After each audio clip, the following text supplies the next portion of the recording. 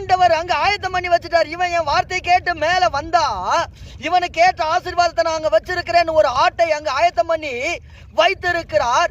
அதே போலதான் ஆபிரகாமும் ஈசாக்கை கொண்டு போய் ஆண்டவர் சொல்லிட்டார் நான் பலி கொடுத்தே ஆக வேண்டும் என்கிற முழு விசுவாசத்தோடு கூட கடந்து போனார். தேவ நம்பிக்கையும் ஆபிரகாமின் விசுவாசமும் அந்த மலை மேல ஒன்று சேர்ந்ததுனாலதான் கர்த்தர் ஆபிரகாமுக்கு சொல்லுகிறார், நான் உன் சந்ததியை வானத்து நட்சத்திரங்களைப் போல பலுகி பெருக பண்ணுவேன் என்று சொல்லி வாக்கு கொடுத்து அந்த வாக்குத்தத்தத்தை நிறைவேற்றி ஈசாக்கை கொடுத்து நான் ஈசாக்கின் தேவன் என்றும் கர்த்தர் ஆசீர்வதித்தார். தேவ பிள்ளைகளே, இன்றைக்கு நீங்களும் கூட உணர்ந்து கொள்ள வேண்டும், தேவன் உங்களை சோதிப்பார்.